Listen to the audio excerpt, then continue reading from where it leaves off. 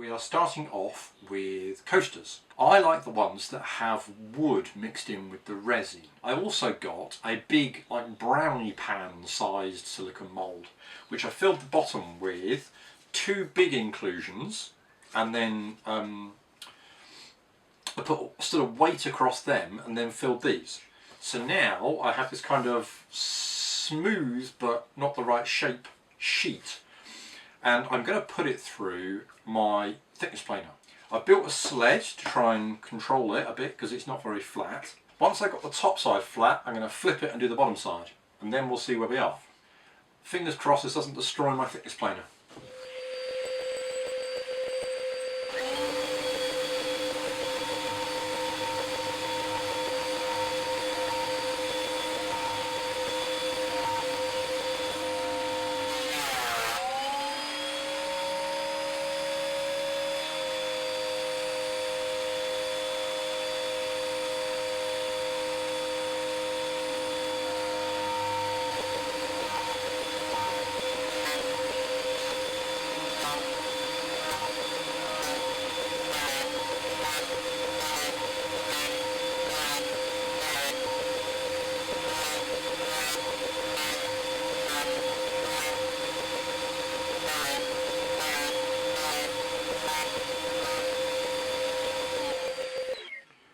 Okay, well that was a learning experience. At first I was trying to get the height and I misjudged it. I turned it too far down in one pass, and there must have been a lump on here, and it got ripped off and it gouged out some bits from the surface and generated a huge amount of plastic streamers, which you'd have seen then clogged the extraction and caused even more problems. So I had to take much smaller passes, but I have got it, okay, machine lines aside, I have got it flat, I think. So now I need to flip it over and get the other side parallel.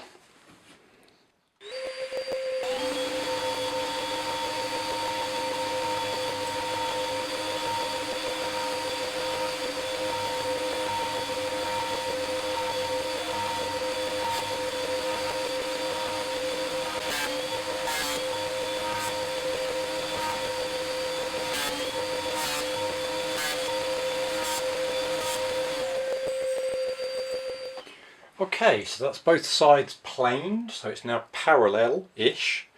There's definitely some movement in it. I was a bit worried I wasn't going to have enough left, but actually, if anything, it's probably on the thicker side. I need to think about next steps now, about sanding and polishing, but I also need to trim it to shape. And at the minute, my bandsaw is out of action. I'm not sure if this is a table saw sort of job, so I'm going to think before I commit to that. So let's talk for a minute about this little vice jig that I've made, because it's probably the biggest time-saving thing I've got so far on this project. There's one fixed jaw and there's one moving jaw, and there's a coach bolt through the middle that I can tighten with this adjuster here. This 3D printed square has 2 compliant arms. This one on the fixed side and this one on the moving side can move inwards, and they are forced inwards by these fixed ones on these ramps here. So when we push the 2 together, you'll see this one gets pushed in and this one gets pushed in, just slightly off square. When you tighten this up, as you can see, pressure's being applied there in the middle and pressure's being applied there in the middle. So you get a nice little clamping there holding it flat.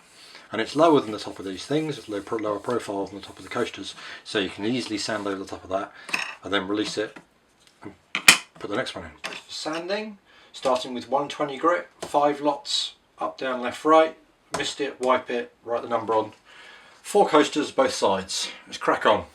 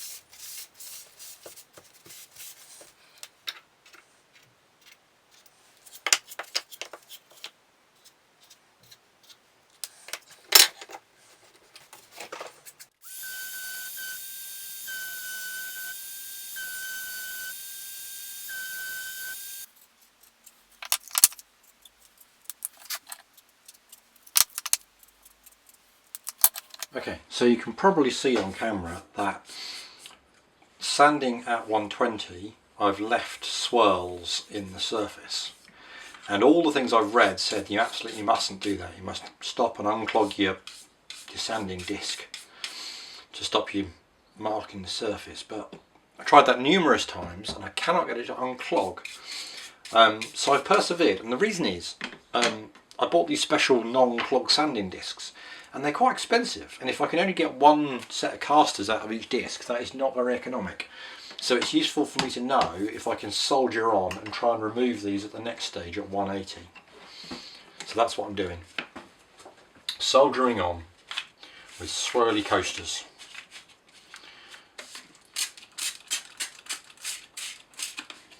Right, need to clean them and write on them so I remember which pass I'm doing. 1, 1, 1, 1. 1, 1, 1, 1.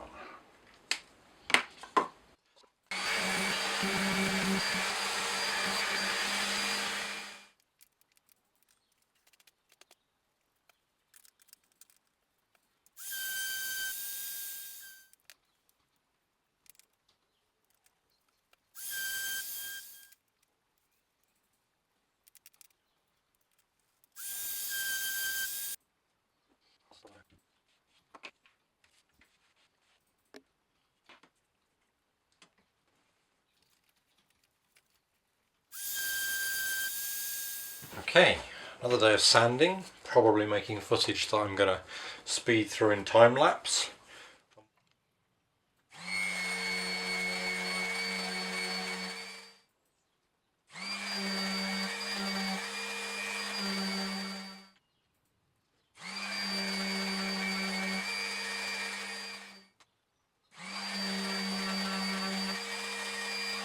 Okay, moving up through the grits, we're now at 400 where we do 7 passes.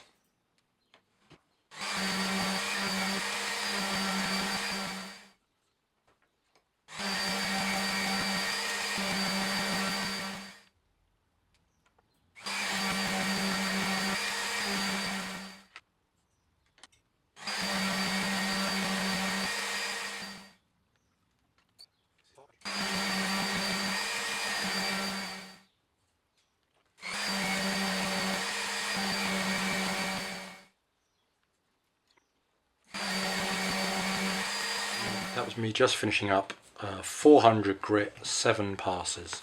Now I'm going to give myself and the tools a rest. Time to get back into it. 7 rounds, 800 grit.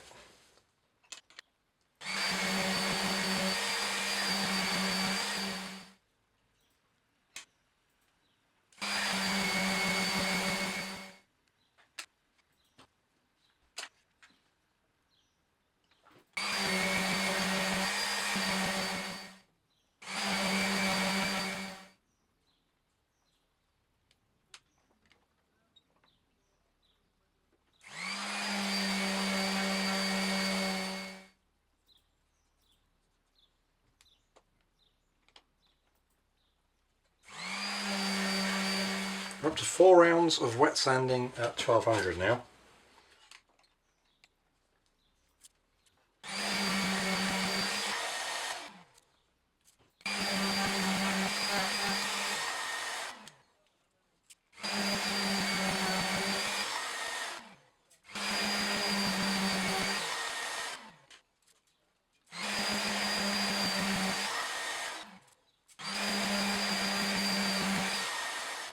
We're going to put some Danish oil on.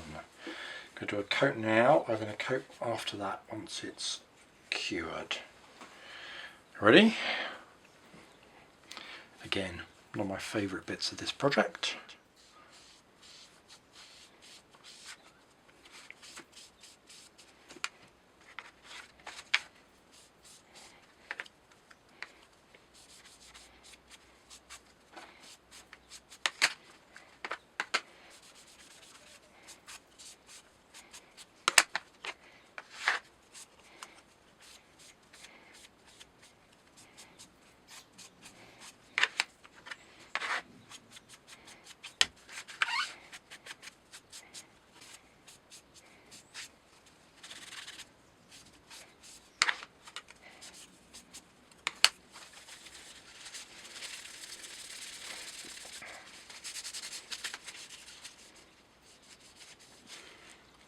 tiny little bubble in that one. It's going to annoy me enormously.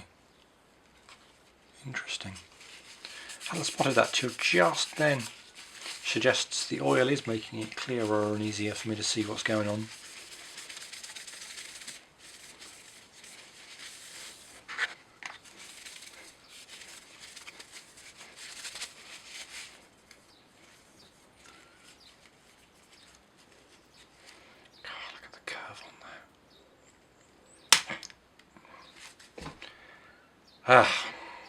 Well, that's quite frustrating, but a useful learning exercise.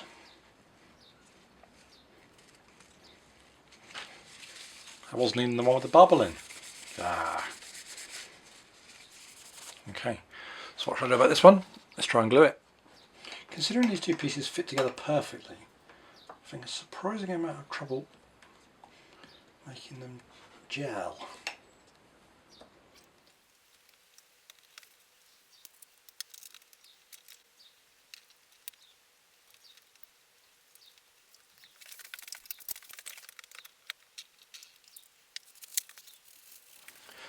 I may have to bleep out a previous section of recording because I broke a coaster. So I have 3 coasters which are sanded through all the grades, including the wet sanding. They've had 2 coats of Danish oil and they are ready for polishing. But we also have, hold on, we also have their buddy, coaster number 4, glued back together. So I just ran a bit of super glue, I ran some super glue along the joint, clamped the 2 back together, this time making sure that they were flat. Wasn't quite sure what that was going to do for the joint. You can actually see the joint on the side there at the minute.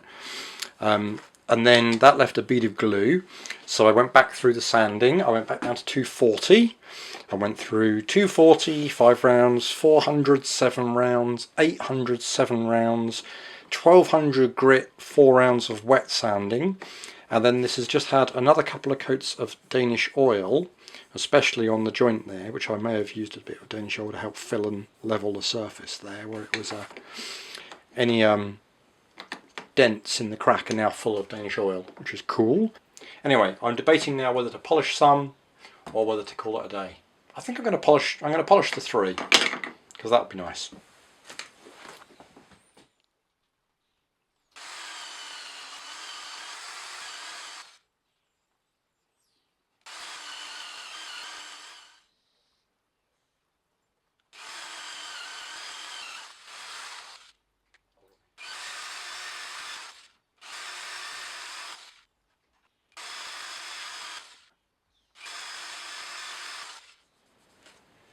Okay, 3 down, 1 to go, once the Danish oil has cured.